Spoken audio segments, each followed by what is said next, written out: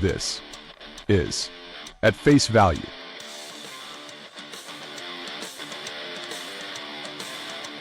Yeah. Hey, what's up, everybody? Here we go again. Episode 23 at Face Value. Brian? I'm Lucas. And I'm Will. And we're so excited to have you again for another week as we continue to roll on. Lots to cover this week. Obviously, the big slate being, the final standings of the college football playoffs. So we'll get into all that stuff. We'll hold off on making our picks and predictions and all that till next week. Because the first game doesn't start until December 20th. So we'll get into all that. But, we'll talk about the final standings, everything. Obviously the teams that got left out, everything like that. Is this our Jordan episode? It is. It's our Jordan episode, Jordan dude. episode. What do you mean? Michael 23. Jordan, dude. Oh, 23, yeah, dude. Dang, dude. That happened fast. That did happen really I know, before fast. you know it, dude, we're going to be planning for episode 100. Dude, think about it. Like in 3 episodes, we're halfway to a year. Yeah, dude. It's crazy. That's so crazy. But yeah, the final standings for the playoffs came out. That's the one that matters. Like we talk about, like the rest of them, they don't mean anything.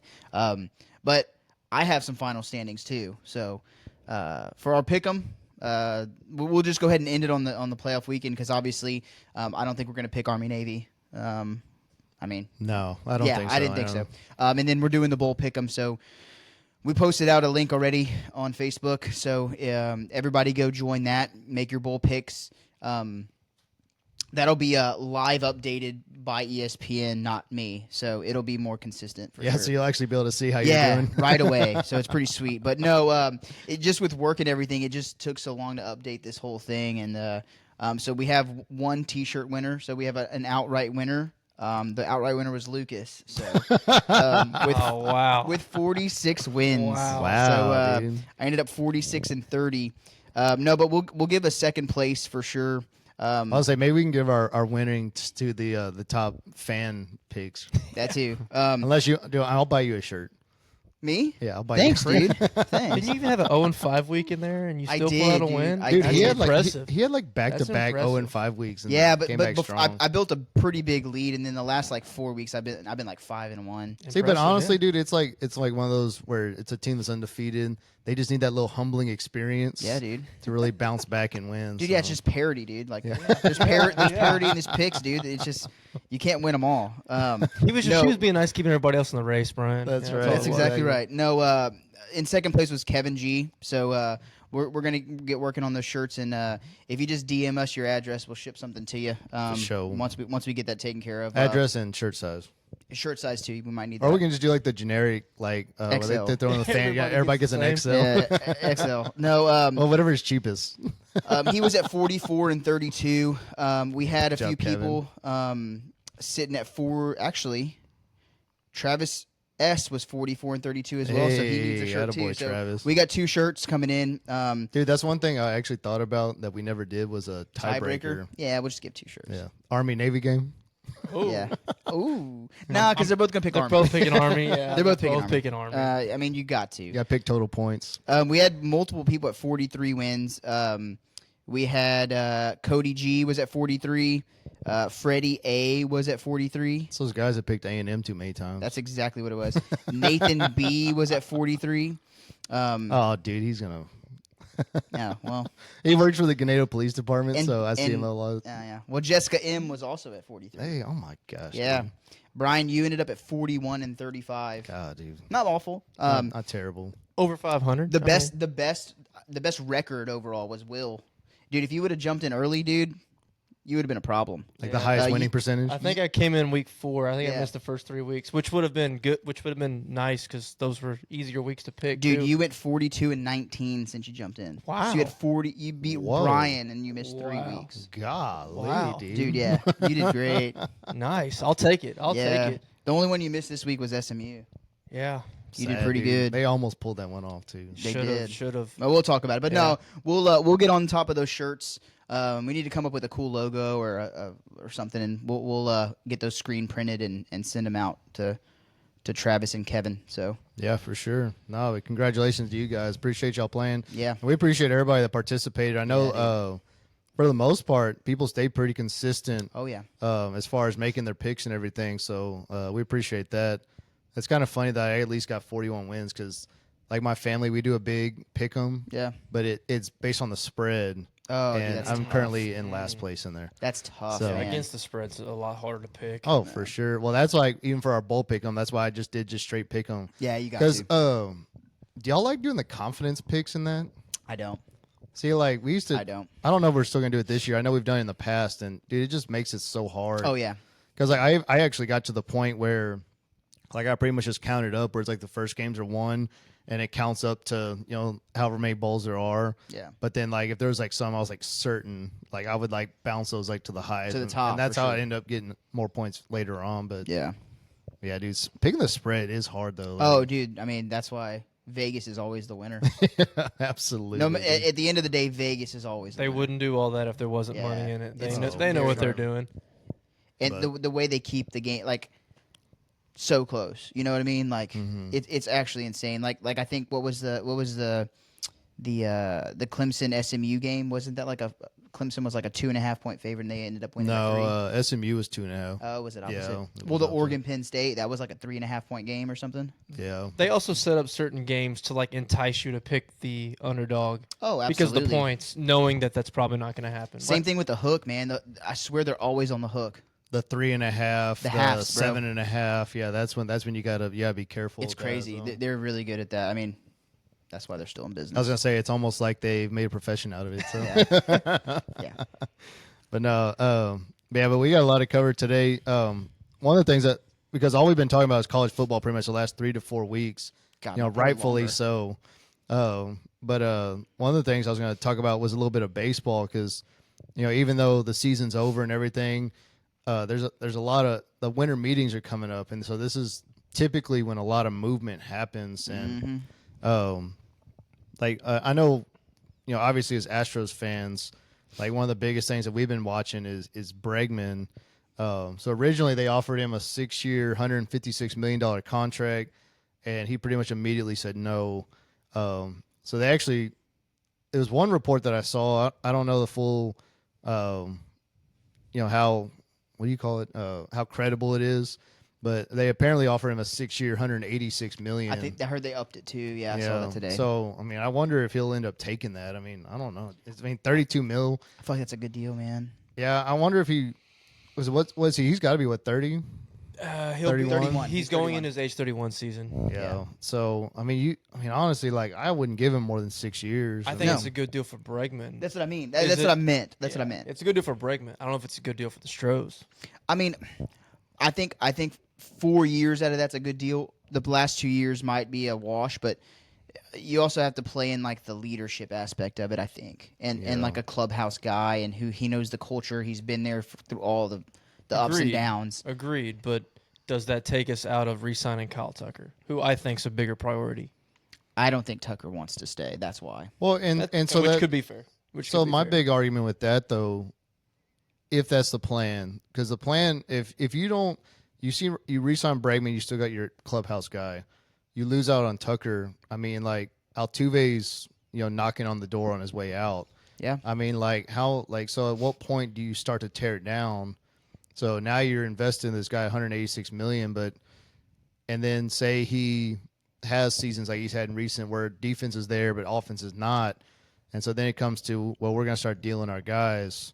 I mean, like he hit 25 bombs this year. I mean, yeah. he hit what, like 270? I mean, after No. a terrible start. I don't think you can hit that high. It might have stayed 260, but he was hitting 200 for oh the yeah, first yeah, month. yeah, and that's what I mean. He had a couple months that really rebounded. He was probably below 200 for the Yeah, it first was- few months. It was sure. bad. Yeah, so he turned it on late season. So because I had him on Prize Picks over homers because it was his contract year. I was like, oh, it's a lock. Oh, and like yeah. he waited till like the last week to hit his 25th. I had 24 and a half. He hit 26, yeah. So he did end up 260, which is not. Yeah, I mean it's not terrible. I mean, especially where he was at.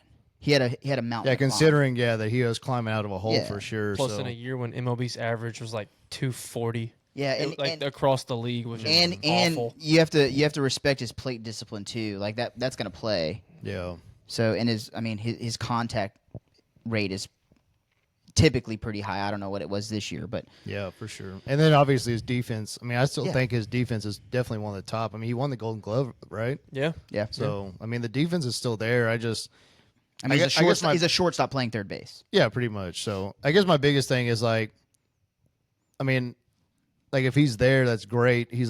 I guess if anything, he's a guy that's going to help build up your lower level, your guys that are coming up throughout the years as you're trying to rebuild. But I also just wonder, just because like their farm system's so bad, and so we know what's coming. Yeah. Pretty much, because like the Astros have been, I feel like, not playing with house money, but like they've been making it work with like the very few pieces that they have in the farm system, that they will just like pull them out, and they've had a lot of success. And so I just wonder, like, eventually, like, when is that gonna, The magic gonna run out. yeah, when's it gonna hit its peak, and then it starts falling down? So. I think probably after this year. I think this year's the last chance to make a good run. I mean, Tucker's last year. I don't think he stays. I just don't think he wants to be with the Astros anymore. I think he wants to go elsewhere.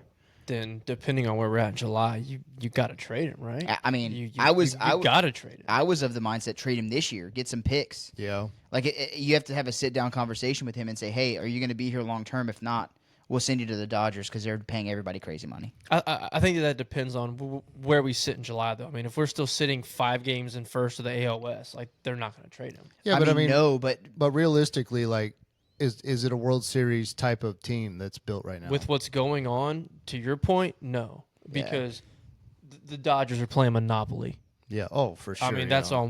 They just with the Blake Snell signing, they are over $1 billion in deferred money. Yeah. which is over an 18-year period. Yeah, So I actually ridiculous. I was actually just reading about that right before y'all got here. So the Dodgers have $1 billion in deferred payments, and the next highest is the Mets at 137 over the same period of time. It's between 2028 and 2046. So the Dodgers have $1 billion. The Mets have 137. and some of that's Bobby Bonilla. Still is. Yeah, Yeah. for real. Still. Yeah, and then the Red Sox are 130. Yeah. and there's not another team over 50 million after that. Yeah, they've got to change something about that. Which- but there's no way you can retroactively be like, no, you can't do that. No, The Dodgers, you're just gonna have to let it ride Isn't with the that Dodgers. just they're just anticipating the continual increase of? There's not a salary cap in baseball, but like It's just the tax luxury threshold. tax. Yeah. exactly the aprons going up as more revenue continuously comes in. Like to me that's what it's got to be. That's why they did what they did with Shohei, because when they're paying Shohei $60 million a year to not play, like they're just going to assume that their apron's going to be much higher. Than what it is Or now. instead of that, you just throw all that money towards the luxury tax and penalize the crap out of them. I mean, you got to do something to negate that. You Well, can't- but also that has to count towards the luxury tax, and they'll just be $1 billion over. yeah, but Because how is they're not playing on the same scale that the rest of the teams are. no, and that's the problem, because they're the only major sport that doesn't have a limit on your deferred payments. Like I think the other three major sports have it where I don't think hockey has one, but they don't pay the same level as the other sports. But I think like the NFL and NBA, I think theirs is like only 25% of the salary can be deferred. Yeah. So whereas like right now, they're paying Shohei Ohtani $700 million, but they're paying him $2 million a year, Yeah, it's while six- he's also making money off all the endorsements and sponsorships he's getting everywhere else. So he's still making bank. which is the whole reason he did what he did. Oh, because for he sure, didn't yeah. he didn't need the actual salary money right now. No, absolutely. Yeah, so when you defer $680 million, yeah, that's insane. That still blows like my literally mind. they're gonna pay him for the rest of his life. Like that's Yeah. unbelievable. And they're going to get their money back and more with jersey sales and ticket For sales, sure. Absolutely. and winning World Series and all that stuff. But He's the biggest draw in baseball. worldwide, Yeah, like so- not just like in the U.S., like No, worldwide. no, absolutely. But man, it's just a slippery slope now. Like what do you do to retroactively do something about it? Like you can't. Like Can't. the only way you do that is kind of what I was saying: is you penalize them and charge all that towards the luxury tax and just tax the crap out of them. But then, like, you couldn't start that now till 2046. Like, Well, if you that was made what it I'm saying, like, tomorrow, tomorrow. But I feel like then that's going back and retroactively penalizing. yeah, I mean, yeah, I guess that's Because, true. like I but said- what I'm saying is like you can't take that away. You can't revise those contracts. Like those No. contracts are what they are. What I'm saying is like you have a 25% limit now. Like now you can only defer 25% of their contract from Yeah. now forward is what I Starting meant. tomorrow, I Yes, get you. yes, Yeah, that's starting that's what I tomorrow. meant. Like starting tomorrow, retroactively or not retroactively. Tomorrow you can now only defer 25%, but now you retroactively go back and say every single dollar of deferred payments are now going to be charged towards the luxury Yeah, but the tax. problem is that they can't do it tomorrow or anywhere in the future. They can't do it until the next CBA comes out. Yeah. And the last time that the major leagues tried to put a salary cap or cap spending, they went on strike. Yeah, they so struck. so it's like, so what do you? I mean, I don't know what you do. I mean, I don't know. I don't know when the next CBA is, but I mean, they got to have something. I mean, it reminds me of like NIL stuff right now. I mean, it's just a wild west. Like you could just do whatever you want. Exactly. Like if you're willing to pony up the money, if you have people that are willing to spend that much money, I mean, Yeah. you can do whatever you want. I mean, deferred money's always been out there. Yes. But like nobody really thought about it until Shohei's contract. Like that's the one that really kind of broke the system. Like it's always been there, but no one's ever deferred 608. Well, no one's ever been signed for that much. But Yeah. that was the one everybody's attention got brought to deferred money. Oh, Before for that, sure. no, we all knew it was there, but it was like, oh, okay, whatever. It is Yeah. what it is. But that much. And speaking of that, But see, I mean, that was the perfect opportunity to make a change. Whenever that deal was struck, so now well, it's they probably don't- about to happen again. what? I mean, Well, Juan with Soto's going to Soto, get it. yeah. Yeah, but It's probably going to happen again. But what I'm saying is when the Ohtani deal came through, that should have been the time to make the change, and now it's happening more and more, especially with the Dodgers with multiple players now. But that's what I'm saying But is because- you can't make the change though. Because if they try to make the change now, then the Players Association will go berserk because it's not in the CBA.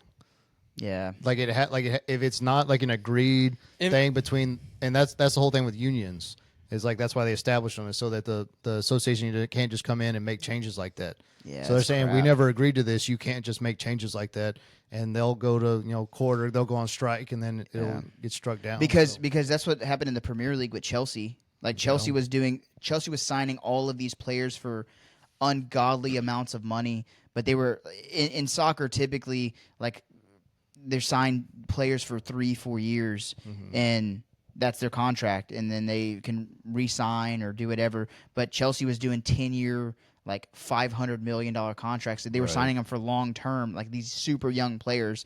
And so the Premier League pretty much came in and said, you can't, like the longest deal you can have is 5 years. yeah. And so that's what they do now. And there was no collective bargaining agreement with the teams. That's just what it is. Like the Premier League is pretty much a dictatorship, and that's. Well, I was gonna say there's no unions where No, they can no. go on strike or whatever. Yeah. So, I mean, the players could, but I mean, like they won't. But I mean, yeah, they're probably not making enough money. yeah, well, I mean, the players at Chelsea are, but The MLB players aren't making enough, I guess. yeah, Got to go on God, strike. dude. Yeah, that's wild, dude. Yeah. Well, and that's that's the problem too. And so, like going back to your NIL argument, it again, like it's the rich get richer. Yeah, yeah. Because like your top teams like the Dodgers, the Red Sox, the Yankees, they can do stuff like Yep. that. The teams like the A's, like the lower teams like that, like they don't have money to be able to They do just that. signed Like, Chapman. yeah. The A's just Luis spent Severino. the Oh, most Severino, Severino. the most money they've ever spent on a contract. Yeah. They signed him a 3-year, $67 million contract, the Yeah. largest contract They they've said ever it's a given statement. out. It was a statement contract. It was Severino. That yeah. was the words they used. Yeah. Golly. But no, it's exactly what you're saying. It's like Oregon, Michigan, Texas A&M. Like they just have unlimited cash flow, so they can do whatever they want. Yeah. Like if someone comes in and says, I want that guy, they'll make it happen. Yeah. Because they have the pocketbooks to do it. Because I mean, they even said that the Dodgers were still pursuing Soto. Oh yeah. They said they probably won't get him, but they offered him $600 million. Crazy. But again, so then they probably said, you do the same thing as Ohtani. You're gonna make all your other money from all this other stuff. Yeah. Take $2-3 million a year. We'll pay you later on. For the rest There'll of be your $2 life. billion in deferred payments by the time it's all said and done. Who does sign him, and for how much? I think he ends do up you staying in New York. I don't know if he goes to the Mets or the I was gonna Yankees, say that's but- what I was gonna say. I would not be surprised if he ended up like a Met I think that would be a I good. think I think he's a Met. I think he's Yeah. either a Met or a Yankee. I think he's a Met because I think Steve Cohen is just here's a blank yeah, check. he's a crazy guy. I think it's gonna end up being like Well, and dude, 12 like- to 15 years, 700. Well, and to they 750. finally got a taste of the postseason Yeah. after however many years. So now it's like you can't just fall back off. You got to keep pushing forward. I think he's a Met. That's just my. Yeah, probably. I think Which he's a Met. we talked about that on here too. I'm not mad about it. No, I don't I mean- mind the Mets. Yeah, I mean whatever. the Mets are whatever. I mean, like they're Yeah. Gives the Dodgers some sort If of it was the competition, maybe Yankees- in the NL. If it was the Yankees, I'd be annoyed. yeah. But I mean, the Yankees are still the Yankees. I mean, though. True, but But I don't that's wanna see one them less succeed. piece in his lineup. Yeah, Yeah. for sure. Because you know Aaron Judge is going to hit 60 bombs and then hit below 150 in the postseason. So yeah, it's like Yankees are Death probably in signing Texas. like Pete Alonso now and just start yeah, signing on the Mets. yeah. Pete Alonso, that dude fell off too, man. He's still. I don't know. He didn't hit very well this year. I think he hit below 200 actually, didn't he? Yeah, with Pete Alonso, you're hoping He's a to home get- run derby guy. Yeah, you're hoping to get like but two, did he even 240 hit and bombs 40 this year? I I'm felt not like sure. he. I think he still hit like 30 something. Yeah, I think he did. mean, it just wasn't the 45, 50 home run year, but Yeah, I think he I still still hit think 30. he still hit 30 something bombs. But yeah, his average fell off. But I mean, you're if you crack 240 with Pete, you're probably pretty happy. Yeah, true. Still got a decent. Yeah, I mean, he's a good piece to, possibly. He's a great golden at bat guy. There you go. God, let's talk about that. Yeah, Okay, yeah, that's unbelievable, dude. Dude, I Like- saw the perfect tweet to that, like What was it? the rebuttal to it. What I don't know if it was a starter or a relief pitcher. He was like, if they pass this, then every team should have a pitcher have a oopsie pitch and take away a pitch if they can give up a home run, like a oopsie do. A mulligan? yeah, a mulligan. But he said something. He tweeted it something like an oopsie pitch, like if they're gonna play that game, then you should have one pitch that you could just be like, oh, I didn't mean to do that. the one where you throw it and you just look down. 'Cause yeah, you know it's about to you go should have. away. You should be able to take one of those away too. But dude, like, I honestly, like, That's I know, like, he's saying as a joke, but like, I could honestly see something like that happening. Like- 100%. Because as for they're all about the fans, and as a casual fan, they probably love the idea because it's going to make the game more exciting, which is all they're going for. Dude, they're just seeing Savannah Banana ticket sales, and they're That's like, what I'm yes, exactly. Yes, dude. It's the casual fans. Yeah. Like I knew as three guys that played baseball most of our lives, all of us think it's one of the dumbest things you've ever heard. Yeah. But I mean, it's as backyard someone who- baseball. Exactly. But as someone who just wants to see home runs and runs and exciting things in a game, they probably don't hate the idea. I mean, it's the fans that when I go to a stadium, I want the game to last 2 hours. I want there to be, You want to be 10 15 runs scored. 15 to 14 Yeah, like- with 7 home runs. Like that's like, I But if want that happens, the game's not lasting 2 hours if that many runs no, are scored. but I think people don't care if it lasts how long it lasts if it's 15 to 14. I think if it's 1-0 and it's a good baseball game, Yeah. they're like, "Well, that was boring."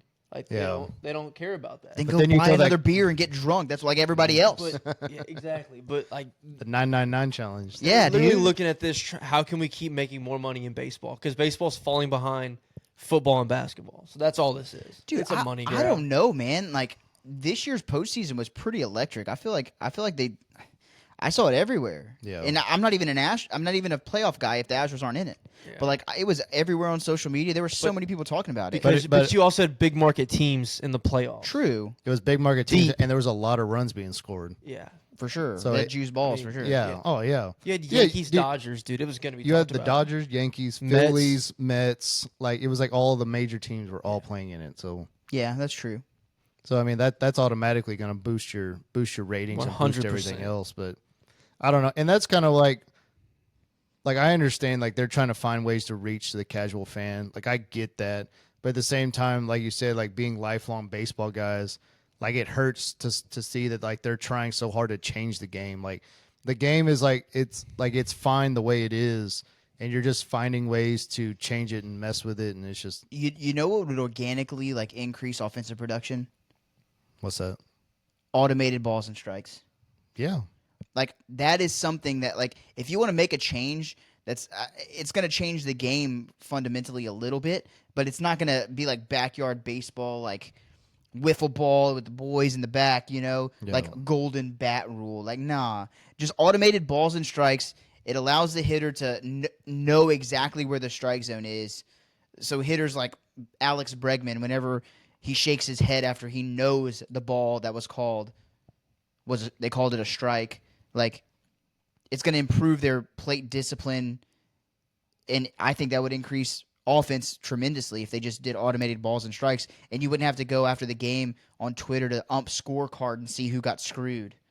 Well, yeah, because think of how many times we watched a game, and it's not just the Astros, where it's like there was a bad pitch call, whether it was a ball or a strike, and then the guy ends up striking out, or he's reaching, he's rolling over, all the time. and then it's like, It changes at bats. But then again, then that's what I mean. Like, and so for us, like we're like, okay, he had to completely change his approach because of course now instead of it being, 2-1, now it's 1-2. Yeah. And so now I'm completely having to change the way that I'm approaching the at bat. Like all the time. But then we'd be robbed of Angel Hernandez of the world. oh, he's gosh, retired, dude. so- He's finally gone. Yeah. Oh my gosh. But it wouldn't make it like all about them either. You know, like when because umpires are human too, right? If they get frustrated at a pitcher who's like throwing a fit, like they're gonna change the way they call balls and strikes. Like it just happens that way, and that's just human nature. But like take that away, I think offensive production would increase significantly. And but I just don't understand why the conversation's not being more like actively happening. Like I know they're putting in the minors and they're testing it or whatever, but like that's all we're asking for. Like as like true baseball fans, we're just asking for automated balls and strikes because it's going to speed it up, it's going to stay consistent, and then it, like you said, it's going to keep everything from being so just like moving constant, so turbulent. But dude, like they've been testing it for 3 years, and then this gets brought up randomly on a weekend in November, and they're like, "Yeah, we're pushing it through." Yeah.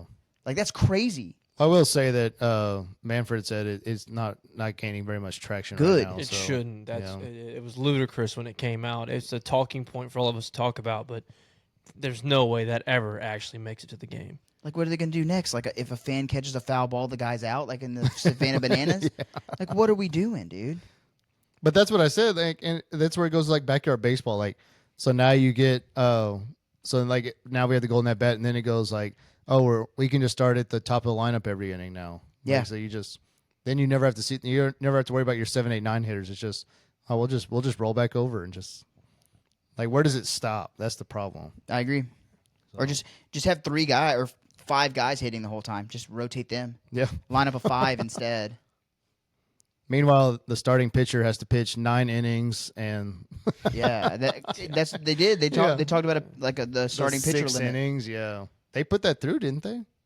Or they were talking about it. I don't know if it actually went through or not. I wonder about that because that's another crazy rule. Like I almost wondered. I know there's like stipulations behind it, but yeah, it's just like injury, obviously. Like then they're going to start faking injuries and stuff. Oh yeah, for sure. I mean, there's always loopholes around it, but yeah. But again, it just goes back to how can we get more runs produced? Like that's what it comes down to. So in any given situation, Ohtani's going to be up there ready to, hit a bomb to go ahead. Like that's all it's built around. But the one thing I will say though is like, and this goes back to the marketing of baseball. Like they just don't do a good job. Like blackouts everywhere.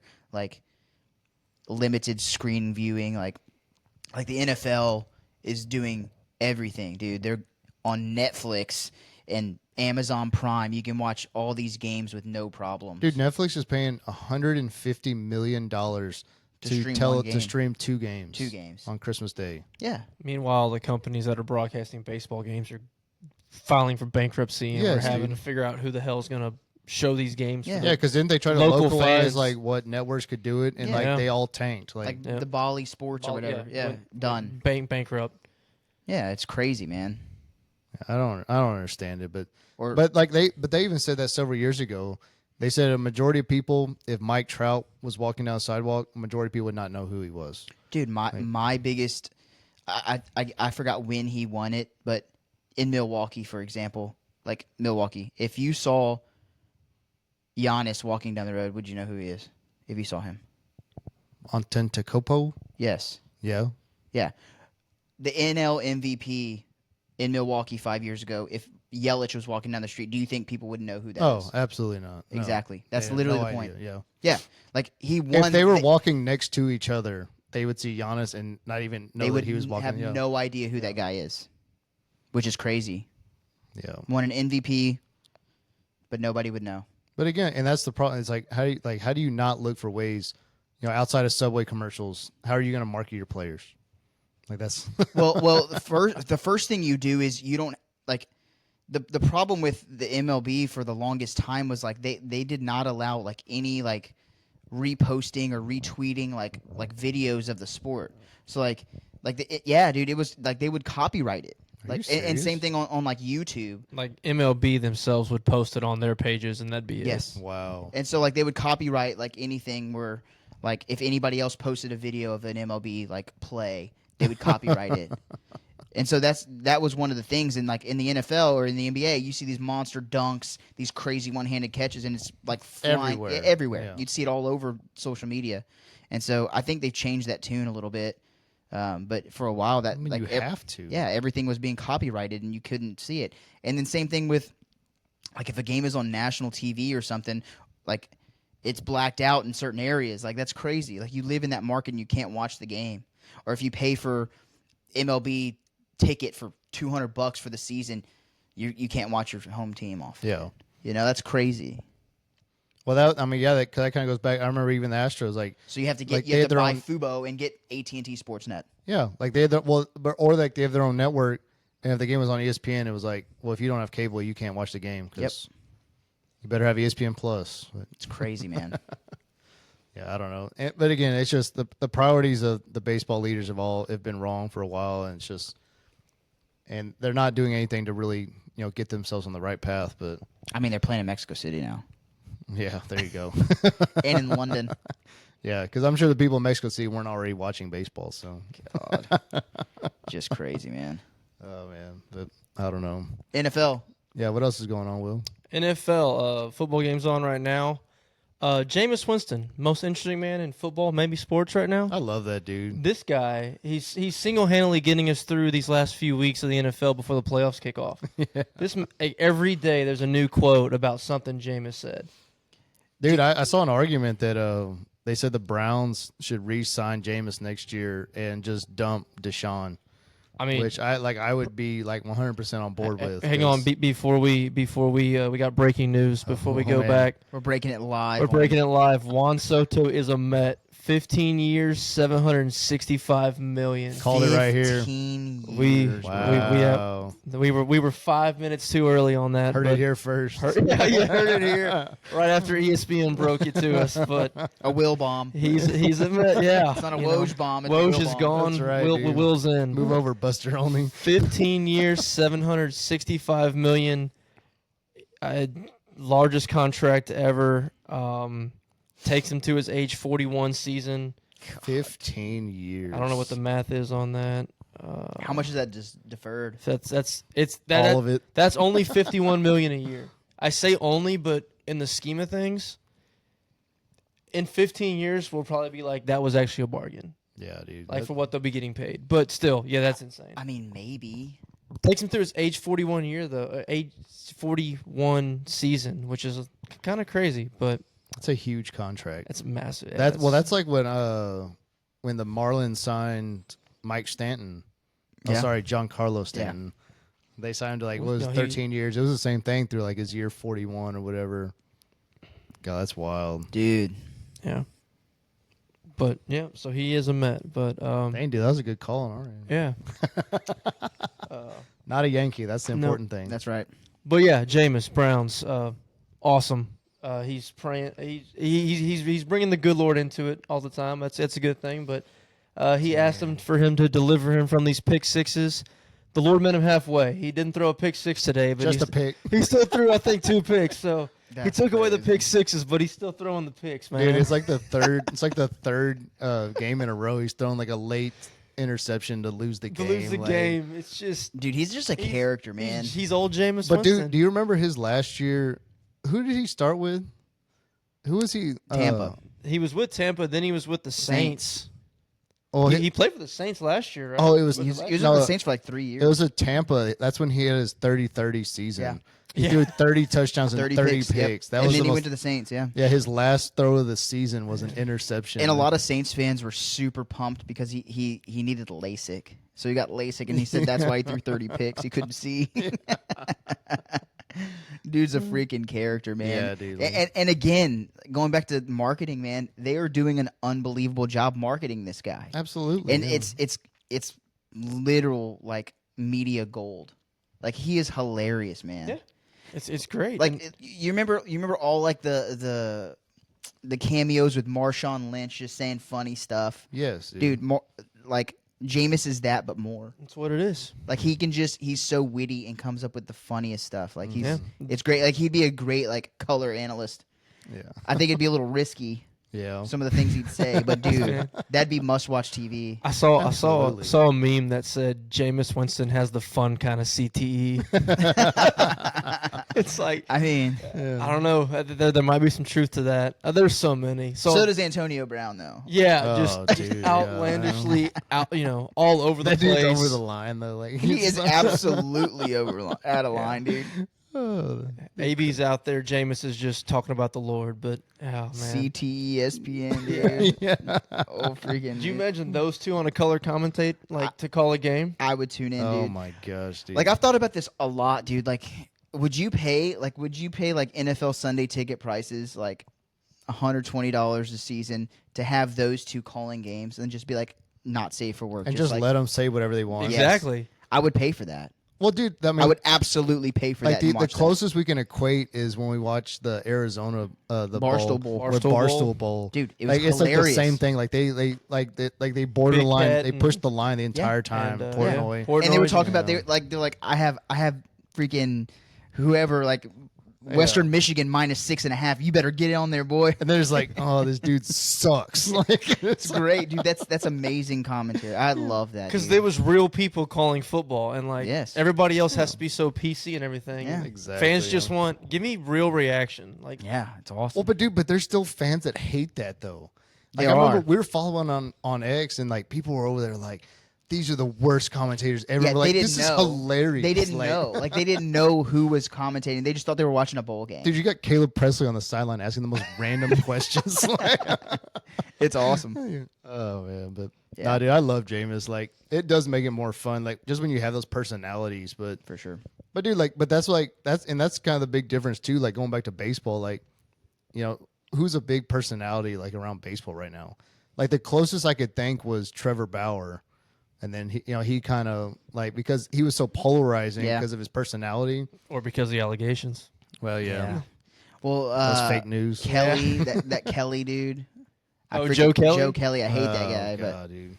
but I Just mean, the- just See, but little that's cry not face. even personality. Like that's just being a douche. Like, well, obviously, but yeah. but he's the guy that like if he's on your team, you love him, but if he's Yeah. on the other team, you hate the guy. I mean, that's what we said about Bregman. Like, Yeah. I would hate to play against him, but you love to play. You love that he's on your team. Yeah, but he doesn't like talk mess and like push the envelope.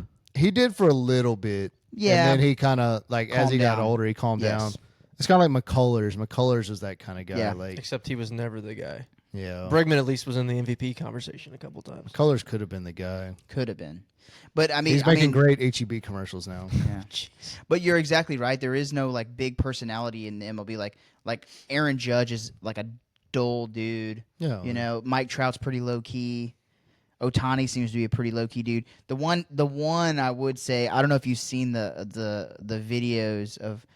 I guess I think he's a reliever for the Blue Jays, the Japanese Yes, guy. dude. Yes. He's like, yeah. I eat banana. Why I eat banana? Or he said, I don't get cramps. I eat banana. You know why monkey don't get cramp? yeah. They eat banana.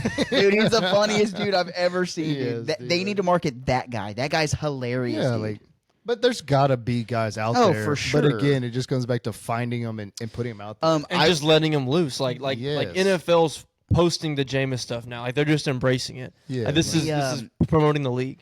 the MLB did do a pretty good job with God. What was the guy's name? He was with the Astros organization for a while, and then he was in Milwaukee. He was their center fielder, Phillips. Oh, Brett Phillips. Brett Phillips. Yes. That in his laugh. When he was the pitcher too, when he would pitch, like and he would just goofy pitch the entire time. Like, I think they did a little bit with that, but then they stopped. But that dude, you put a mic in front of that guy. well, it's because he also wasn't an times. everyday starter. Yeah, that like, dude was funny, dude. But that's what I mean. But if he was like a star, Yeah. and like then it's easier to market him. But like, Yeah. But I mean, I feel like if they searched hard enough, they could find somebody. Oh, absolutely. Because like there's clubhouse guys like acting a fool like All the time. But I don't know. That's awesome. Springer was kind of like that. Yeah, but he had the stutter though, so he didn't talk very much. Yeah, but I mean, like you could tell, like he was like the clubhouse guy, the goofball. Just having fun. Yeah, like playing baseball for fun, not for a Yeah, job. yeah. But he didn't want to be marketed either because Yeah. I don't know. True. It is what it is. True. But what else, dude? Did you been watching the NBA? Yes. Dude, the man. Rockets are the 2 seed right now. Did you know that? We fell. We're down to the 4. We lost 2 in a row. We were 15-6. Now we're 15-8. But yeah, the young teams look really good in the NBA. Tari Easton out is tough. Yeah. I mean, He went to a pretty good school, Where'd he go? LSU. yeah. The women's basketball team. Yeah, he played for Or Kim the Mulkey. women's gymnastics school you're talking about? That's right. Dude, Kim Mulkey has him rolling too. Never mind. I can't contribute to NBA. That's why I'm just. Did you want to talk about Angel Reese or what? No, I actually wanted to talk about freaking Matt McMahon and LSU basketball. They've been playing well. They're Are they? 8-1. Yeah. I'll be honest, I haven't followed much about college basketball. I know that Missouri beat Kansas by 11 points today. Kansas #1 in the nation. Dude, they had the SEC ACC challenge, and the SEC literally like on the first day went 9-1 Yeah. They to win it, and the only team that lost was Kentucky, who's the #4 team in the nation, lost to Clemson. They finished the ACC challenge 14-2 for the SEC. Kentucky lost, and Auburn lost to Duke. Oh, that's right. Yeah. That's the only 2 losses. Dude, Auburn was playing crazy good before that, too. SEC is the deepest conference in Loaded. basketball, Yes. and nobody probably wants to admit that. Loaded, No. dude. They're talking like- about it, dude. For Like sure. they're already saying there might be 10 teams safe to get into the tournament, up to 12 out of 16 teams. Dude, if you go 500 in the SEC, you're a lock for the tournament. Well, I think even Texas isn't that great, and I think they're even like 8-1 right now. Like, Dude, the like, SEC is loaded. I That's don't what I think mean, anybody in the SEC has more than 2 losses. That's Yeah. crazy. Like I know it's still non-conference, and of course when you get into conference, it's going to be a lot of beating up on each other. But Yeah, but But that's the the way they make the schedule though, like they front load some of this, like in those tournaments and stuff, like the Maui Invitational and stuff. Yeah. Like LSU had a big win against UCF, who's a Big 12 team, and then they went on the road and beat Kansas State, who's a good Big 12 basketball team. yeah, I mean, well, that's what I was gonna say, dude. And that's the great part about basketball is that like there's great matchups all year long. Like there's not like weekends where there's like a lull. Like there's always gonna be like some kind of big matchup that has like implications later on. Oh, yeah. Like whenever they're determining seeding and it goes all the way back to the beginning of the year of like who did you beat or who did you lose to. So and college hoops is great too because like #1s go down a lot. Especially like the last 3 or 4 years, there hasn't just been like some team just run the table through it. Yeah, I know UConn's won back to back, but like there's a lot more parity, so like there's so much shuffling up and down the entire season. Makes it fun, but like right now, I think we've only had 2 #1s, but the top 10 has changed tremendously, and it's just super SEC heavy. Like it's hard to even. yeah, and I think it'll pretty much stay that way, pretty much all the way through. I mean, I don't know anything about Big 10 or ACC basketball, but typically those are your 2 powerhouse conferences. Big 12 is also. I'll say the Big 12 is always really good. But now with Texas leaving and There's 8 SEC teams ranked right now out of 25. yeah, and That's half the conference. Yeah, but the Big 12, like even without Texas and Oklahoma, like they're always like. I mean you have Kansas, Well, Kansas yeah. State. No, I mean, like, there's actually an Baylor. argument this year that the Big 12 might be the second best conference in Well, basketball. because now Arizona, even taking Houston. UCLA. and, moving past UCLA the 's not the Big ACC because the ACC is Oh, you're top right. heavy. The ACC is top heavy, but it falls off real fast. Yeah. The Big 12's deeper behind. Yeah, I would say just from what I've seen, the Big 12 might be the second best. I'll say the ACC. It's really like it's Duke, North Carolina, NC State. Like there's not a whole lot of teams up on the. My top. sleeper Syracuse. Your dark horse. Is Jim Boeheim, did he finally retire? Yeah. I think maybe 2 years ago. Yeah. That dude was there for like 400 Yeah. years. Like, Yeah, I think the most tenured college basketball coach now is probably Self at Really? Kansas Yeah, I think because Calipari went to Arkansas. yeah, he wasn't at Kentucky all that No, long not really, too but with Roy Williams leaving UNC, of course, Krzyzewski's been gone now a couple years from Duke, and Boeheim's gone, so I would think probably. I mean, there might be some smaller school that I'm not thinking about right now, Yeah. but as far as major Power 4 schools, probably Self's the most tenured. it's kind of crazy. A lot And of movement. Kansas now, that's their second game in a row they lost. Yeah. So we're But going to have a new number one. Kansas Probably always seems to Tennessee. do that though. Like they'll start number one and then they'll lose like a few big games early and then they'll get hot like right before the tournament and then sometimes they go deep and sometimes they'll lose in like the first round. Like, but no, dude, I'm excited like to kind of. I mean, obviously as you get close to March Madness, like that's when it gets to be a lot of fun. So, Dude, I love March Madness. and then obviously then baseball's gonna be starting up pretty quick, college baseball. So I'm ready for college baseball, yeah, man. dude. So. I mean, honestly, if you go down the list, like you can make your argument, whatever, about college football, like the best conference, but I mean, college baseball, no doubt about it, SEC is the best conference. Like, Oh, not for even sure. close. But And that's- then we just talked about basketball. Yeah, so I was listening to stuff or reading some stuff today that I don't remember if Sankey was the president, but it was like 2010, 2011. The SEC was so far behind in basketball that the president of the SEC or whatever he's called basically came out and said, "Hey, we got to fix this. Like we're falling behind." And that's whenever Calipari came to Kentucky and some Yeah. stuff was done. Yeah. It's taken 10, 12 years, but now like Like over time, it's just built up. yeah, I mean SEC now this year's leading basketball. I'm with Lucas. They're hands down the best conference in baseball. Not even close. There's not even a question even about close. No, absolutely. You can make the argument, I guess, in football. We'll get into the playoff with how many teams got in and everything. But I think top to bottom, it's still the best conference in football too. So Yeah. For I would think sure. so. I think we just look at the week to week. Yeah, absolutely. I mean, I think it's hard to argue that. But, well, y'all ready to jump into it or what? Yeah. Sorry, I cut off the NBA talk. no, I mean we'll just do quick. But yeah, Yeah. NBA fun. Young teams are performing well. The The Thunder are really the Thunder good. are good. The Rockets are good. The Magic are good in the East. And that's without Banchero. He's been hurt. The They have Magic two have Wagners. been They have long. two Wagners on their team. One of Yeah. them just got hurt. Going to be out for a long time. Which Wagner? Franz. Which is the Ooh, better that's one. the better one, yeah. Yeah, Yeah. so that's going to hurt them. I don't remember if it's And the that season hurts or not, losing but, both of their young guys. Celtics are taking care of business. The Cavs are 21-3. The Cavs are good. Cavs dude, look like- really good. First year underneath Kenny Atkinson. LeBron go back or what? LeBron actually. LeBron's actually not We playing very might good have right to now. start actually saying LeBron might be getting old. Actually, Father Time. everybody said that. Then he goes and drops 39. Yeah. So like he still reminds you he's LeBron. But this is starting to feel like this could be like Jordan with the Wizards. Where Did we? He just can't do it week in, week out. Exactly. Like Yeah. it's still there, but I mean, hell, he turns 40 at the end of this month. I mean, know. for anybody to keep expecting him to play like 28-year-old LeBron, that's just not realistic. So Did we talk on here about what they're doing to Bronny?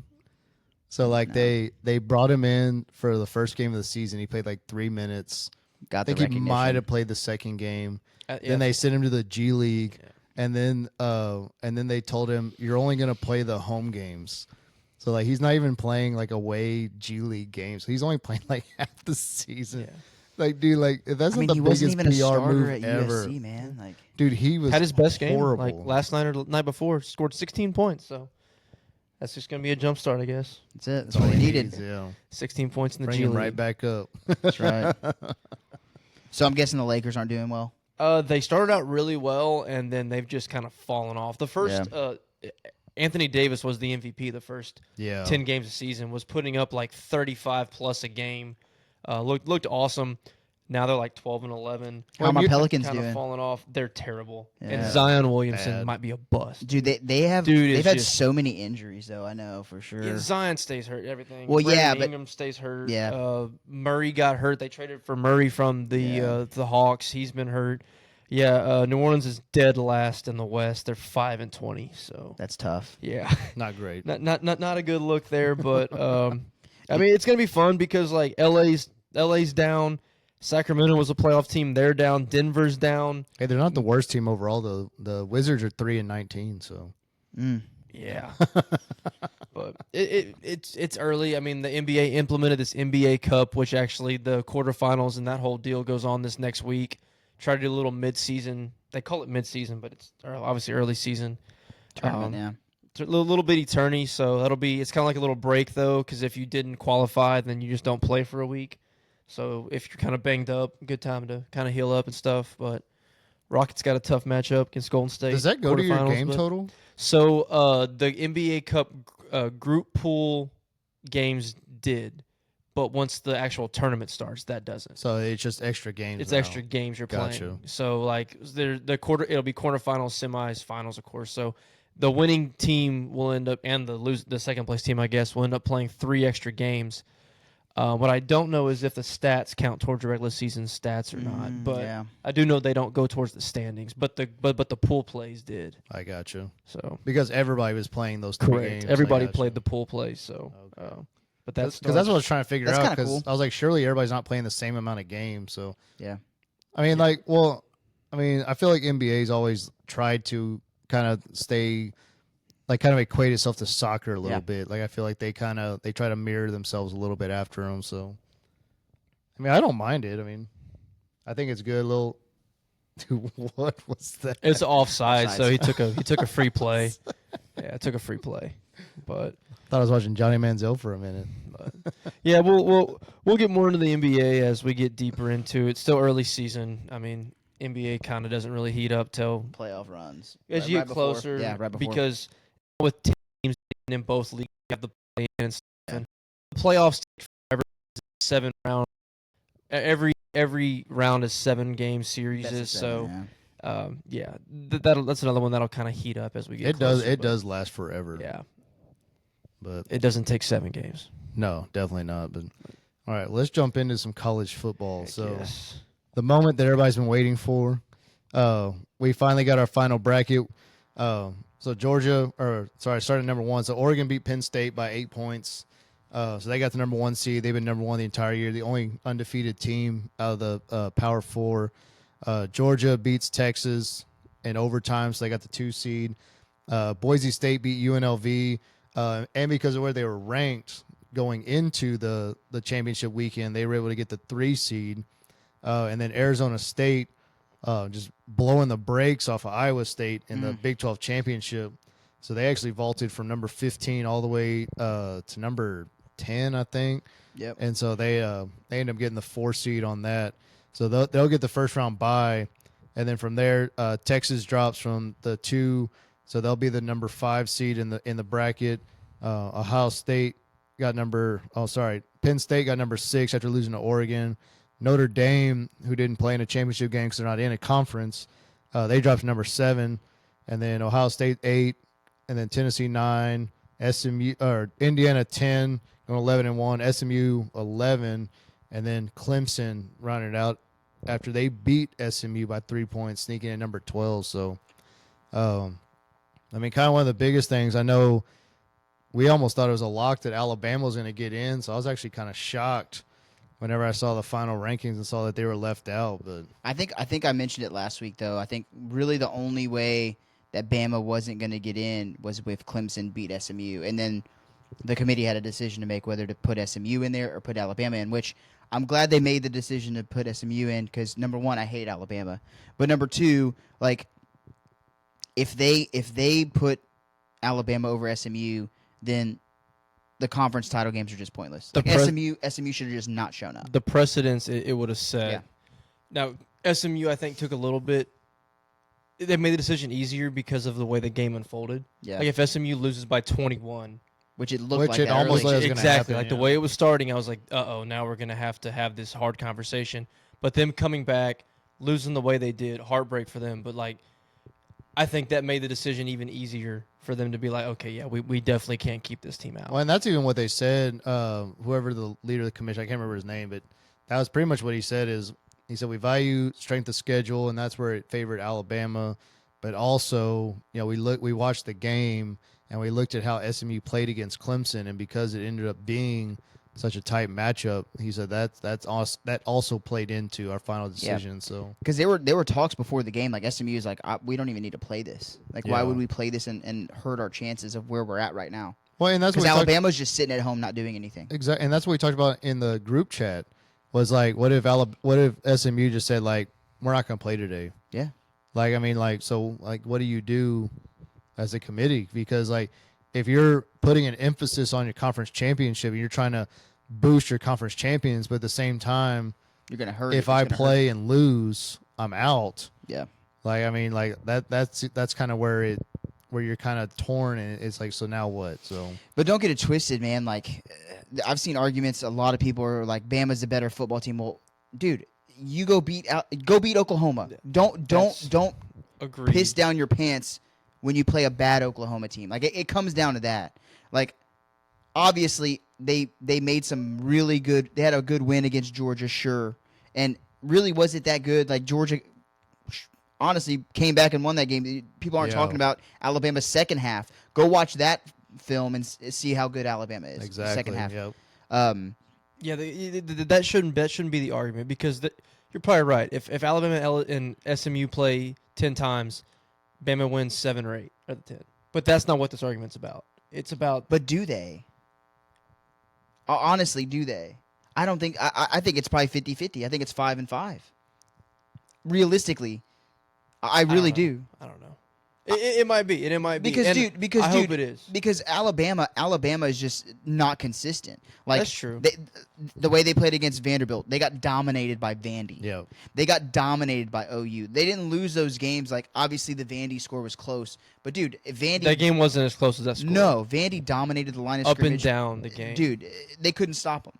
But and that's my point. And same thing with Tennessee. Like, and second half against Georgia. Like, I don't know, man. I think SMU would hang in there. And that's fine. I mean, I have no quarrels with the top 12. I think they got it exactly right.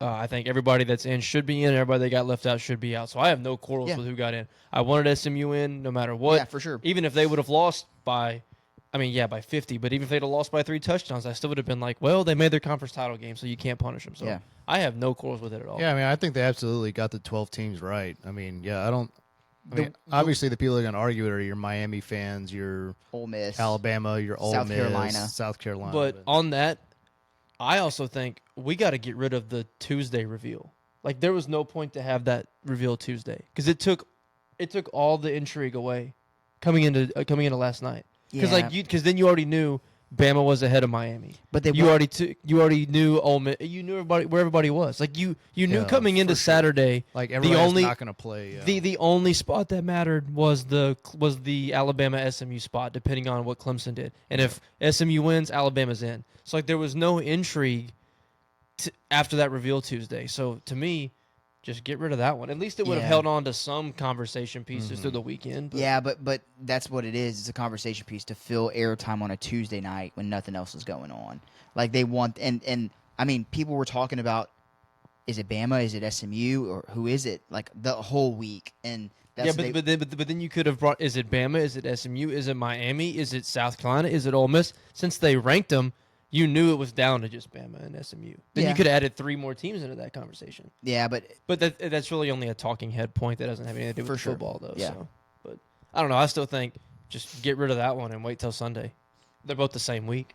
yeah, but I mean, and obviously, like, I think the committee agree. I think they got it right with the 12 teams. I think they need to tweak the way it's set up, though. Do you think Boise really deserves to be the overall 3 seed? No, I like him exactly. No. I like him exactly where they're actually ranked, which is 9. Yeah, exactly. I think 9 is They deserve a is 9. a pretty good Yeah. Agreed. ranking for him. I have no problem with I mean, that. shoot, you could even put them at 8 and have them host. Yeah, you know, I wouldn't even For mad sure, about that. I mean, for sure. they've won every game they were supposed to win, and the game they lost, I know early season, make the argument, to the number 1 team in the country by a field goal. yeah. So, yeah, I have no problems with any of that. But I know that that's exactly what Sarkeesian said too. Because I was just reading a little bit before we started, and his big argument was that's why he said he loved college basketball, was because college basketball, it's the full body of work. It's how you did early in the season, and then you're seeded based on how you did throughout the year. It's not just your conference. So he said, if you look at it, we're the 3 seed, but because of the way it is, we're the 5 seed. Which, I mean, honestly, being the 5 seed, I mean, they're in a pretty good spot anyway. Agreed. But Well, I think Georgia has the easiest path. But I don't think the 5 seed's as easy as it seemed at first because you just assumed that you were going to get like the group of 5 the way the season was going. But Yeah. now you're getting Arizona State, who I think is very live. well, you're getting Clemson first. You got to take care of business against True. Clemson. yeah, for True, sure. but either so you take care of business as Texas or Clemson, then your rewards Arizona State, who is probably the hottest team in football. Yeah. So I mean, I would right now you could say Georgia. I'd almost say the 7 seed, which ends up being Notre Dame, but the way this unfolded, 7 seed ends up being a pretty good spot because you get Indiana, good season, all that. How good really is Indiana? Yeah, they crushed everybody. But if you're looking at the 12 teams, you would say I'd probably pick Indiana as one of the teams I'd like to play. And One of then, them for sure. And then you get Boise, who of all the conference winners is probably on the lower tier of those as well. So Yeah. the 7 seed looks like a really good spot to be. And actually, according to all the people in the know, or the ones that follow college football, Notre Dame's the second most picked team to make the national title as of right now.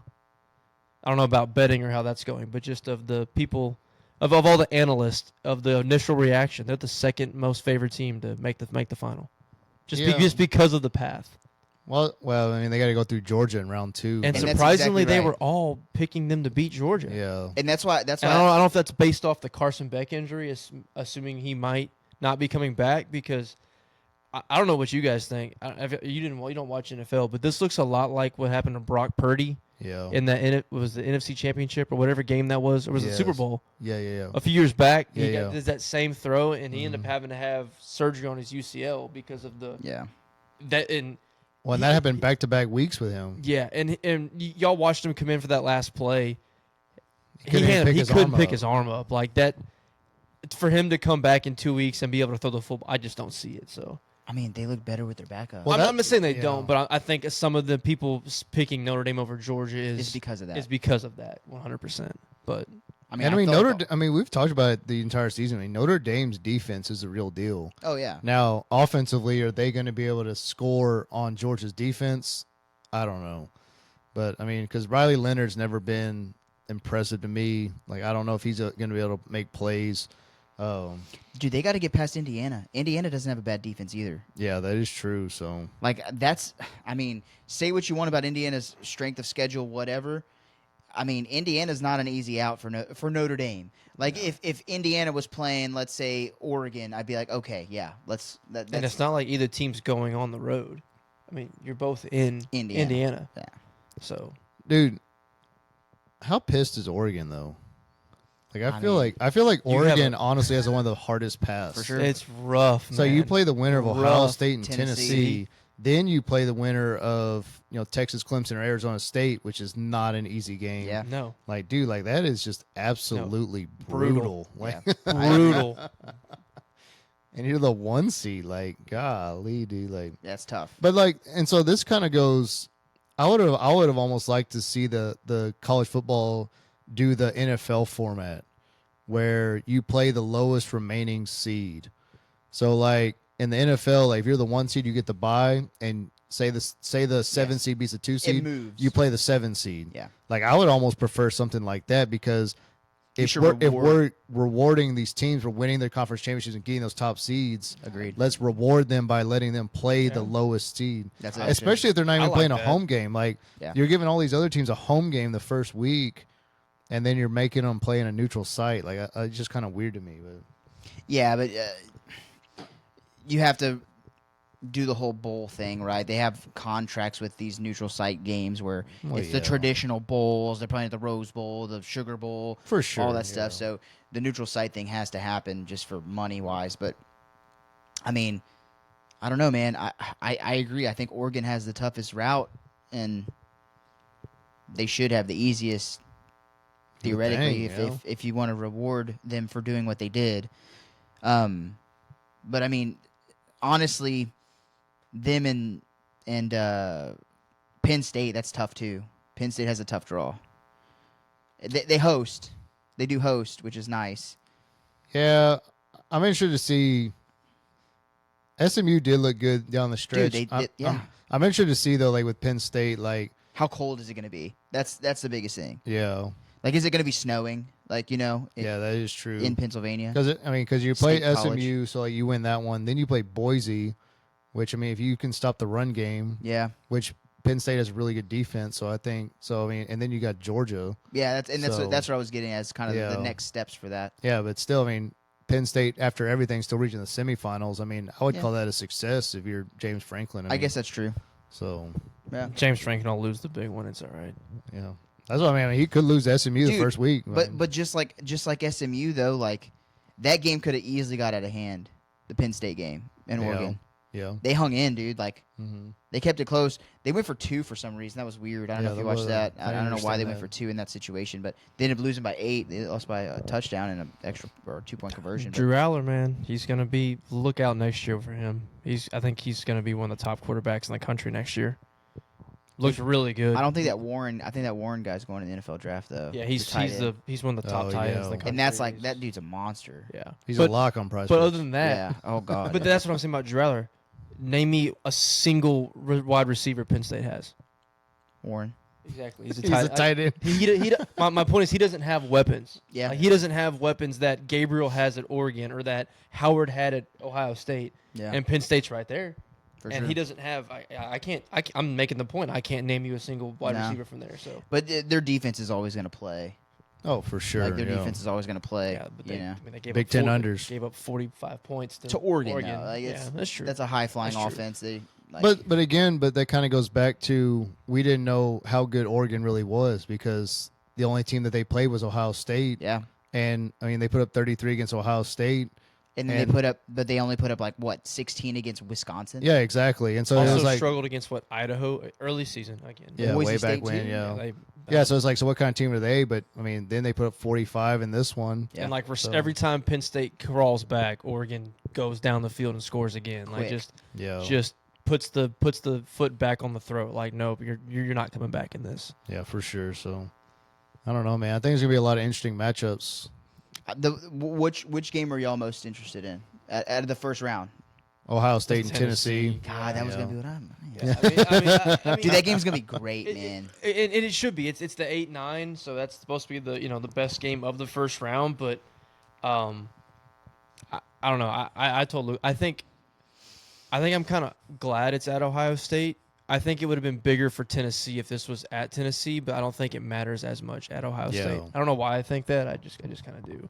But I think if this was at Neyland, this would have been a much tougher game for Ohio State. So do you think the seating's right? 'Cause I know last night we were talking and you said you thought Notre Dame was gonna be 5. Yeah, I did.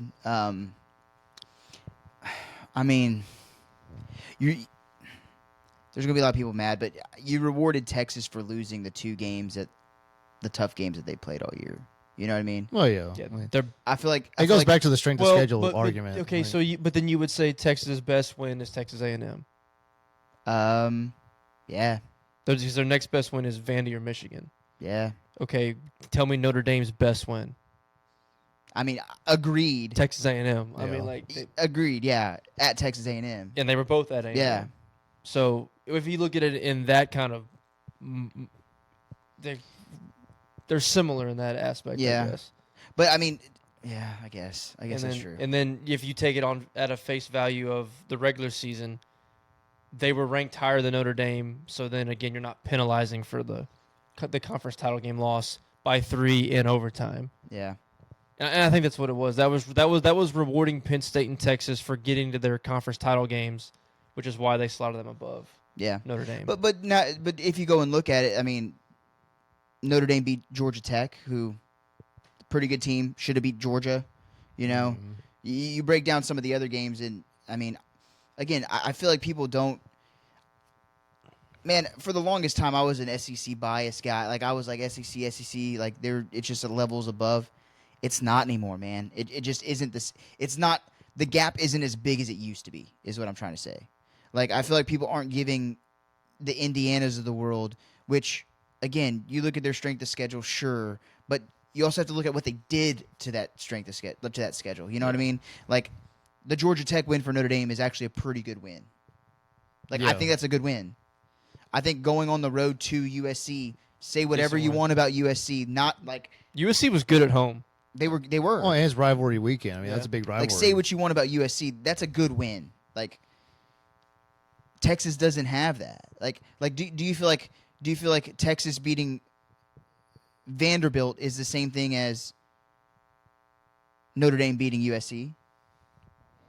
No, I think Like look at those rosters on paper. Look at USC's roster. Look at Vanderbilt's roster. I would say those were both road games, but I would say that the Notre Dame win at USC is far and away a better win than Texas going to Vanderbilt. Agreed. They both played Michigan. Yeah, I think USC won that one, right? I mean not USC. I mean Did Notre Dame play Michigan? I don't think they did. No, they I didn't thought play they Michigan play this every year. year. No, I don't No, think they play did. USC every year. Well, No, I knew but like, that. but okay. They used to, Notre Dame and Michigan used to play every year. Well, They used to be a thing. And the Yeah. problem with Notre Dame scheduled Florida State and USC, and coming into the year, those were both supposed to be really good Big games, games for sure. and both those teams flopped. So like, that's not their fault either. I mean, they scheduled the game. Yeah. Just those two teams happen to just lay an egg this year. Yeah, I guess Michigan. They didn't play Michigan this year. No, they didn't. Which that used to be a freaking big rivalry. Notre Dame plays a ACC heavy schedule, Yeah, though, yeah, yeah. so they kind of lean that Yeah, way. like they're in the ACC without being in the ACC Yeah. is pretty much what it is. Because they can still schedule like the big time matchups. yeah, and But yeah. So I did see too that one of the things that the Alabama AD said is he talked about he talked about the way that they're going to schedule in the future. So I wonder if that kind of impacts as well. They're like- not going to change anything. But I mean, because I mean, like They're he not was talking changing. about just playing like scheduling more like the high or like higher ranked teams that help you later on. No, he was talking I opposite. was saying Was he? he was saying the opposite. So his statement was But his schedule was trash. Wasn't Alabama's non-conference bad? exactly That's where the hypocrisy that's- comes in. That's my point. Yeah. So his argument was if the That's why I thought it was the opposite. Like, if the committee said they're going to take into account strength of schedule, and then in his opinion they didn't because they kept Alabama out. So his point was if they're not going to make strength of schedule as big of a deal as we thought they are, then we're going to have to take a long look at how we schedule non-conference games. that makes sense. What a loser mentality. Your Yes. 3 losses were SEC losses. Well, and that's where the confusion for me was is like all three of them were in It's conference. literally- And his point was then we should just schedule more cupcakes so we don't have to worry about that affecting us later on. You played Mercer, you played USF, you played Wisconsin, and some other nobody. I don't know who it is off, but next year they have Wisconsin scheduled again and Florida State, and he's already like crawfishing saying, well, I guess we shouldn't have done that because. Yeah. But that's such just a weak mentality of saying we should go schedule more cupcakes like that. Just win your conference games. Yeah. And you won your non-conference. That wasn't the issue. You couldn't beat Oklahoma, who was not good this year. Not just beat him, couldn't score a touchdown against Yeah. him. He scored for 3 3 points. Yeah. And he well, I know we didn't take care of business against Oklahoma. We didn't take care of business against Vandy. So That's- why are we talking about Yeah, non-conference? that's why you not in. Yeah. And honestly, like someone said it on X, I forgot who. I should have quote tweeted it or something to give them credit, but they were talking about like Ole Miss was having an argument too, like, oh well, you're not like what's the word? You're not respecting our out of conference schedule, dude. Ole Miss scheduled Wake Forest. Yeah. Wake Forest was their Power 4. That was their big- Power 4 like conference game because you have to schedule a Power 4 conference game Right. or non-conference game. They had the worst non-conference schedule in the SEC. Dude, like, come on, man. Like, I mean, sure, LSU played USC.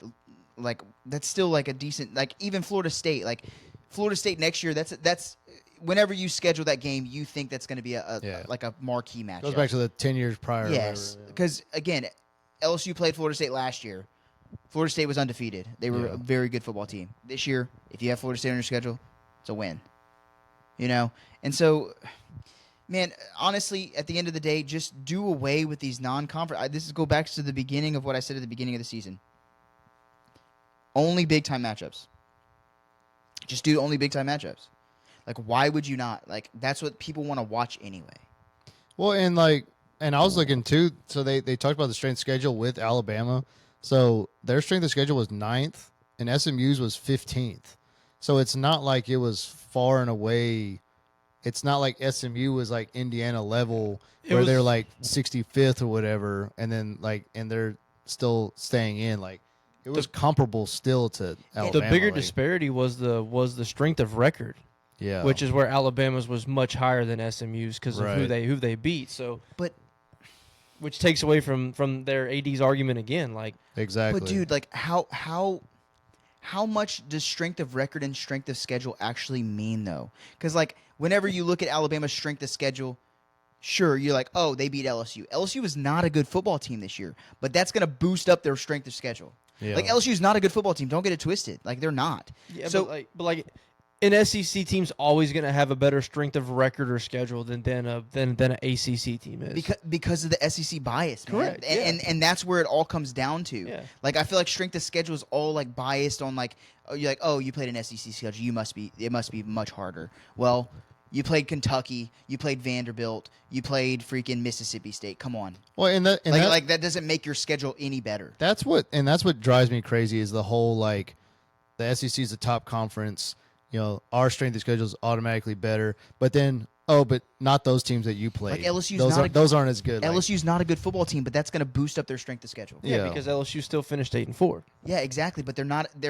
They also beat freaking. They're 8-4 because they played Nicholls State and they played freaking whoever they played, UCLA. Like who's Right. not a But- good yeah. football. Like But- you know, yeah, like but- they have built-in wins in that schedule. Really, LSU. If you look at their conference record, they're 5-3. Yeah, but I mean, I would think if you asked most people, hey, would you take LSU or would you take Syracuse, who finished 9-3? Would you take LSU Of or course. would you take Illinois, who finished 9-3? But that's based off of previous year stuff. Like Correct, If but- LSU and Illinois played today, that would be a close game. yeah, but like everybody's gonna take LSU. Not everybody. Most people would take Absolutely, LSU. but it Yeah. should. Even though, But again, with the NIL and transfer portal, you throw that all out the window. Yeah. In my opinion, like you have to throw that out the window. Kyle McCord would dot up LSU's defense. yeah. Like LSU would be in a dogfight against Syracuse this year, and it showed against USC, who's a mediocre team. Because LSU's not good. It's just what it is. Yeah, but I don't know how you break the bias either because like you start having other conferences win titles and Which but two teams that weren't SEC teams played in the national championship. so this then year. but then if you want to go to body of work, why not go to like we were talking about earlier with college basketball? You do an ACC SEC challenge. You do a Big 12, because Big someone's 10. because someone's still like the way you match that up though, like what's going to happen, like you're going to make sure Mississippi State plays Wake Forest, like somebody's going to have to get Wake Forest, somebody's going to have, But that's what I'm. But again, it is a year-to-year thing still. is. But at least you're showing like the conferences are playing each other in season. but they have one game, and that's where Ole Miss had Wake Forest, yeah, Alabama had Wisconsin, like Yeah. that's what it shook out to be, right. you know what I mean? And so what But they I don't know if every conference has that though, because I know No, I think we talked about I that think does. like where you have to play a Power Four every I'm year. pretty positive.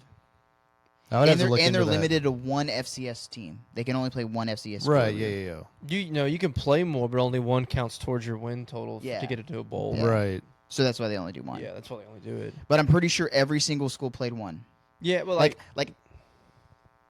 never mind, Arizona. well, the only yeah. problem with doing a challenge is like South Carolina's playing Clemson, Florida's playing Florida State every year because that's a rivalry. And that's so, where they come in. True. so like, I mean, I guess you could mix up the rest of them, but like, there's gonna be some built in that's what that rivalry. There's is, just so they got to don't be play some it. way like okay, like I mean, Georgia did too. Georgia played Clemson and Georgia Tech. yeah. You I know? don't know. Yeah, beat them both. Beat Clemson way more than they beat Georgia Tech. Yeah. That's for sure. So I mean, at the end of the day, I think they should just throw one more SEC game on there. Yes, there should be 9 SEC. Just do 9 SEC games. 100%. Only have one non-Power 5 school. Cut the FCS crap. Don't do that anymore. And have 2 games non-conference. 2 Power 5, Power 4 games scheduled, and then 1 non-Power 4. Yeah. And just call it a day. Like that's your schedule right there. That's 12 games. yeah. It's that easy. And then it's And consistent. make that like- and make that a criteria to be considered for the playoff. Yeah. Because if that's your criteria to get into the playoff, everybody's going to have to do Because that. then you can take away the need or like the whole conference champion getting the top seeds type of deal. Yeah. Now you have your full body of work that shows like this is what I've gotten. Yeah, and I know we're comparing it to college basketball, but they play way more games. It's just way easier. For sure. Yeah. Over the course of 12 games, it's hard to say, oh, the body of work's hard to kind of see as much. Like there's just not enough data points, is what they say. Yeah. And so Oh, and I agree with that. it for makes sure. it more difficult. But if you cut out some of these crap games, again, like one, it's better for viewership, and two, like it makes picking these teams a little bit more manageable and easier and reliable. Because like right now you're picking hairs on saying, oh, does Alabama deserve to be in? I don't think so. Yeah. But based off of recency bias, everybody's like, oh, Alabama's definitely the better team than SMU. Well, are they? I don't. From the Alabama that I watched against Oklahoma, they're definitely not. No. From the Vanderbilt game, they're definitely not. Also, even the Alabama played Auburn. Like I didn't think Alabama looked good. No. Auburn was just like Auburn. You know, they shot their load against A&M. Yeah. Like, Agreed, 100%. But again, now Auburn's bowl eligible, so Alabama that's going to go towards their strength of schedule because they're an SEC I team. don't think they are. Are they 5-7? Yeah, they went 5-7. They needed to be Bama to make bowl Yeah. eligibility, but still. But still, yeah. Okay, Florida. I mean, they played well towards the end of the season, but if you caught Florida at the beginning of the season, Wow. 13 SEC teams ended up being bowl eligible. yeah. And again, there's like 3 built-in wins to every SEC school. But every conference has your built-in wins. Yeah. Though, like, and it's not the specific team's fault that they were scheduled that schedule. Like, No, I agree Yeah. with that for sure. You have to play the schedule that's in front of you. yeah. I just don't think the SEC is as good. But it's as, like what people are saying is like Texas, Alabama, A&M. They should play all the top teams. They should play each other every year. yeah, Like that's not realistic. No. Like, Well, I think the problem with the argument gets to be is that I think the SEC is still the most complete conference, top to bottom, but they're not as top heavy. Which everybody keeps saying the SEC is the best, so that means that they're just every team the top teams are also just as good. They're not. This year the top of the SEC is not as good as the Big Ten. But top to bottom, the SEC probably is still better than these other conferences. And I think that's probably agreed. the more appropriate argument, not just and I agree with that statement. Absolutely, I still think top to bottom the SEC is the best conference in the country. I just don't think the gap from them being the best from top to bottom is as big as it once was. yeah, there's not that wide disparity anymore. Yeah. I don't, because top to bottom. I think it is. I don't. I think the tops come down so much. I don't. Like even if you go look at the Big 12, man, like Yeah. Okay, but if Oklahoma State and Mississippi State played each other, like who's winning that game? It'd be a snooze fest. Yeah, exactly. They're yeah, both but like, really bad. Like I'm looking at the Big Ten, who got 4 teams in the playoff and had 5 teams finish ranked. The bottom. So Auburn finished third to last in the SEC. Yeah, Auburn's beating half of the Big Ten. maybe Dude, you look at the list. Auburn would be favored. Auburn would be favored against Purdue, half of Northwestern, Maryland, maybe Wisconsin, not Maryland, Michigan maybe State, not Wisconsin, Nebraska. Yeah, not Nebraska. I think they are. I don't. I think they're. I don't know. Yeah, it's a fun argument. But yeah. Kentucky went 1-8.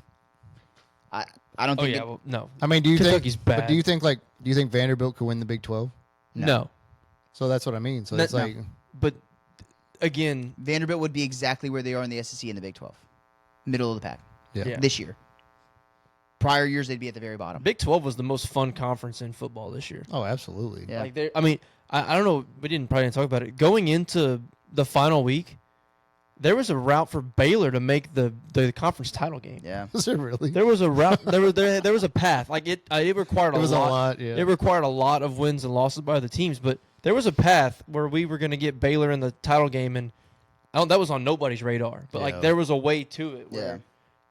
And they were like sitting 4th going in the last day or 5th. I don't Yeah. know what it was, but Yeah. hey, what? It was just so much all over the place. It was just crazy too. I didn't realize until I saw Saturday that Arizona State was picked to finish dead last Yes. in the conference. And they The ended up most winning it, picked team to finish dead last. Scatabo, dude. Yeah, Like, that's why I'm saying, dude. Texas State should smack. Yeah, they should have beat him. Arizona State's live. Arizona State is live as long as Scatterbu is playing Yeah. in this playoff. He's all country folk too. If you put Scatabo on Boise State, he does exactly what Genty does. For sure. Yeah. If you give I mean- Scatabo the ball 30 times a game, he's having Yeah. Genty. What did he? He didn't even have 20 carries the other night, did he? And still ran for like crazy yards. Yeah. I mean, he had 140 yards at half. Yeah, he's crazy. He No, I mean, I agree, especially when we look at the level 16 of competition. carries for 170 yards. Yeah. Against Iowa State, not against And he didn't even play like most of the San fourth Jose quarter. State. Yeah. You know what I mean? UNLV, yeah, teams like that. Like, No, I said it last week. Like Yeah. Scatterbu's not getting enough Heisman love. I mean, he's not going to win it. Don't get it twisted. But No. like he should be getting some 4th, 5th place. I wonder, votes, is he a senior? Scatterbu? I wonder. Yeah, I think he is. That sucks. Because he was at Sacramento State Dang. yeah, for 2 years. for 2 years. So he's been at Arizona This is his State for second 2. year. Yeah. He might have an extra year. He might redshirt. He came with Dillingham last year. Either he could have redshirted. He came in 21, so he doesn't have a COVID. Does he have a COVID year? No, I think it was 2020. 21. Yeah. That Dang. stinks because he's fun to watch. Go to the NFL, dude. Look what Ollie Gordon happened. Yeah. You know, Yeah, just lost get a lot outta of money. here. Just go make your money. Did Genty do anything enough to close the gap against Hunter, or was that just a? The votes are already in. The votes, all the Heisman voters had to vote on like Monday before championship weekend. Dude, I I saw. thought, I was reading. I thought championship week counted because I heard this question asked. Did he do enough to close the gap? Mm-mm. Oh, I saw something where one of the voters for the Heisman said he had to lock. Like I listened to ESPN radio out of Baton Rouge, and okay, one of the guests on there said they had to already submit their votes okay. because not everybody plays in a championship game. It's like the whole data point thing. They just don't have. Which I mean, I don't disagree with that. I heard Yeah. that question posed, so they Yeah. must just been off on that. Yeah, it's probably just like a talking point. Yeah. I would think. Yeah, the Oregon Duck mascot came on Pat McAfee, and he said snaps are not a stat. Talking Yeah. about Travis Hunter, but they're probably hoping Dalen Gabriel will sneak it out somehow. Not Nah. But that's the 3, right? I mean, it's like there's nobody else being invited. Nah, those are gonna be the 3. I think they've invited 4. I don't They've know if invited up to 5. I think they somewhere. have. That's what I mean. But is it even worth I think inviting it's- No, anybody else? I Like, think 3 get invited because it's Hunter and Genty, but it's Travis. and then you Hunter. throw Gabriel in there Yeah, just he'll go. as a third guy. But Does he is that getting? I mean, he's had a good season. But he's he just hasn't the best quarterback on the best best team. team because Yeah. I mean, if you're looking at quarterbacks, I'd probably argue that Cam Ward and Shadur have had a better season. Yeah, But Dylan Gabriel's just ran a well-oiled machine. yeah, Like he hasn't done anything to make him lose games, and he hasn't done anything overly impressive to go win games. But he he's just done goes out exactly there what he and needed to do. He's Yeah. executed the play calls. And Yeah. I mean, he's done a great job. I'm not taking anything away from him, but to your point, he's the best quarterback on the number 1 team, so Yeah. he's going to get an invite. for sure. Yeah, but Because historically, it's been a quarterback award for the last 20 years. Obviously, you have your Derrick Henrys here and there. You'll have your what was the receiver, Devonta Smith. So are they going to call him? They're just going to call him a unicorn, or are they going to like try to throw in this is the first defensive player to win the award? since Desmond Howard, Yeah, I don't know whether it probably. Yeah, just because there Yeah. hasn't been one, so they'll. yeah. I mean, throw it he'll in there. he'll just be like the utility player, or whatever, Yeah. like the do-it-all guy. Like say he plays 114 snaps a game or something. It's insane. That is crazy. He ain't coming to Dallas anymore. Cowboys decide they want to win games. Do they play today? They play tomorrow night. Oh my god! The Bengals and the Cowboys on Monday Night Football. Hey, dude, you can watch on ESPN2 that or actually on Disney, you can watch it, and Nickelodeon? it'll be The Simpsons. Oh, That'll this be, is the Simpsons game. Yeah, There's so no Nickelodeon game anymore. well, I'm sure they do. There's like a whole SpongeBob game or something, but yeah. This is the perfect game for it. Like just 2 teams that are just in not great Dude, situations. have you right seen? now. So I know we talked about Joe Burrow before. So they showed the records of other quarterbacks that have thrown over 30 touchdowns and 5 or fewer interceptions through And 12 games. They're probably like 12-1. Yeah, like it's like 12-1, 10-2, Yeah.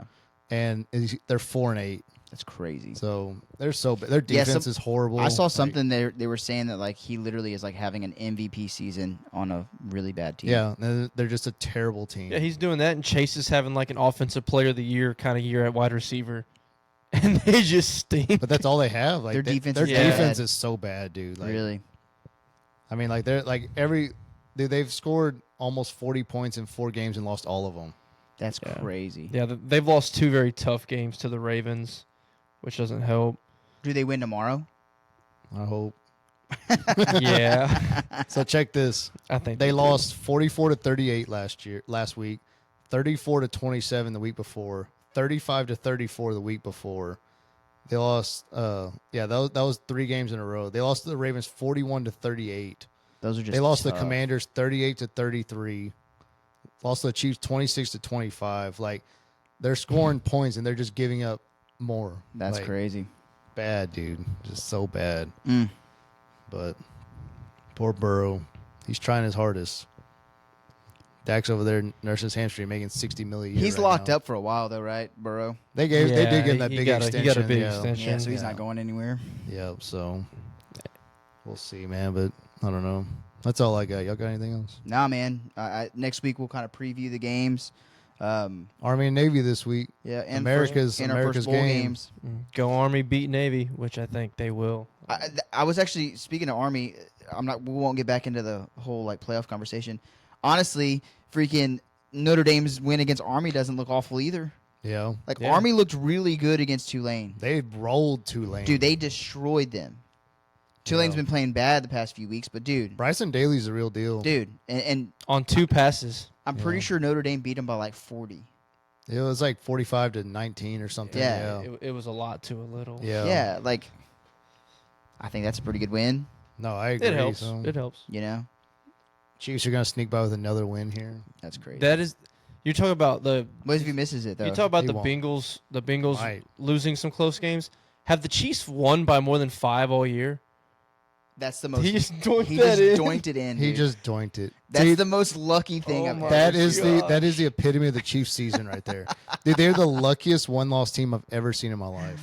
My God. And, Okay. and Joe Burrow's doing what he's doing and can't win. Yes. You're talking about yeah. this. So the Chiefs are now 12-1, 19-17. They won last week 19-17, 30-27. They lost 30-21, but they won 16-14, 30-24, 27-20, 28-18, 17-10, 22-17, 26-25, 27-20.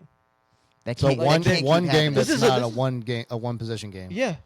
They have 2. They beat the Saints 26-13. They have 2 games all year where they have not won or lost by more than 10 points. Dude, that's not sustainable.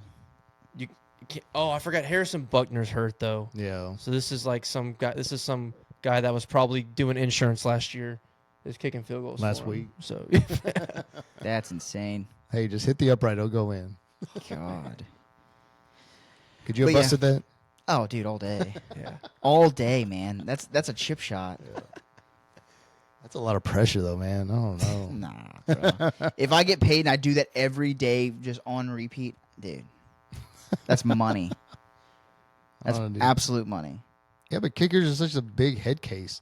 Dude, Justin Tucker has fallen off a cliff. Dude, He's got to be in his head, right? Dude, he's 100% his head. He's one That of the dude worst was one- kickers was- this year. That dude was one of the best kickers ever. He's missed like 6 of his last 8 kicks or something. Yeah. Like Coming it's into the something year, crazy. he was number 1 all time historically in field goal percentage.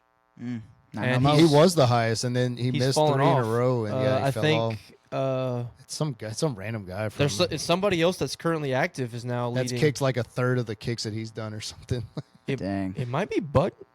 No, it's not Butker. It's some random. I never heard of the guy. Okay, I know there's somebody active though is now second, but Wow. yeah. I don't know. It was fun. Yeah, this was good. It'll be a lot of fun next week. We get to start doing Yeah. the playoff. Thanks again for everybody for listening. We did send out the bowl pick'em. We'll do that. They also have the football playoff pick'em too. Do you want to do both, or do you just want to do the bowls? Oh, so those aren't included in the bowls? So I think it is, but they're also it's just like it's just a bracket pick. We might just send out both just for fun. Yeah. Just, See who joins just in. join in, see what you want to do. So yeah, we'll do it. Maybe we'll have a little prize at the end or something for the winner. Maybe it won't be Lucas this time. So, But No comment. Exactly. We should go by winning percentage. I think it's just real convenient that the guy controlling it ends up winning. Isn't that crazy? Yeah. By Hey, what- we can go by check one the tape. game. By one game. We can go check the tape, man. By 2. Oh, by That's 2. right, that's right. I got you. It's a landslide, dude. That's right. We appreciate everybody listening. Continue to like, subscribe, share. We're all over Facebook, posting videos on TikTok, all that good stuff. Tell your friends, tell your family. And other than that, that's all I got. So until next time, it's been a pleasure. See ya.